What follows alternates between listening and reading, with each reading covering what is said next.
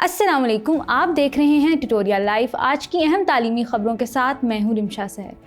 ناظرین، خیبر پختونخوا کے وزیر تعلیم شاہرام خان ترکئی نے رحمت للعالمین اسکالرشپس کا اعلان کیا ہے، جس کے مطابق صوبہ بھر کے 7,000 طلباء و طالبات میں یہ اسکالرشپ 2 سال کے عرصے تک تقسیم کیے جائیں گے۔ اس اسکالرشپ میں 50% میرٹ، 40% ضرورت مند طلباء اور 10% سرکاری ملازمین کا حصہ رکھا جائے گا۔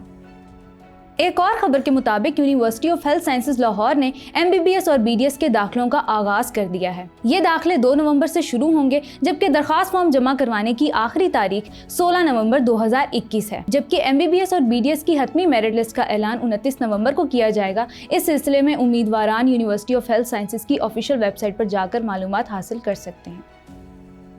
ناظرین، انٹرنیشنل اسکالرشپس کے بارے میں بات کرتے چلیں تو کینیڈین حکومت کی جانب سے بین الاقوامی طلباء کو 166 فلی فنڈڈ اسکالرشپس دیے جا رہے ہیں۔ اس وینئر گریجویٹ اسکالرشپ پروگرام کے تحت پوری دنیا سے طلباء کینیڈا کی 59 یونیورسٹیز میں داخلہ لے سکتے ہیں، جبکہ اپلائی کرنے کی آخری تاریخ 3 نومبر 2021 ہے۔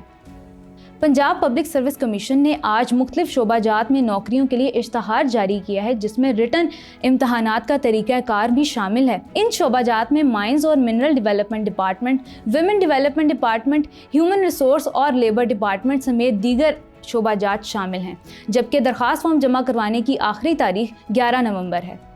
نتائج کے بارے میں بات کرتے چلیں تو PPSC نے ہیلتھ کیئر ڈپارٹمنٹ میں مختلف نوکریوں کے لیے ہونے والے ٹیسٹ کے نتائج کا اعلان کر دیا ہے۔ ان شعبہ جات میں lab technologist, senior registrar, surgery, ophthalmology اور پلمونالوجی شامل ہیں۔ ناظرین، ٹیٹوریل لائف میں نیوز سیگمنٹ کی جانب سے اب تک کے لیے اتنا ہی۔ مزید تفصیلات کے لیے ٹیٹوریل بلاگز وزٹ کریں اور اہم تعلیمی خبروں سے جڑے رہنے کے لیے ہمارا YouTube چینل سبسکرائب کریں۔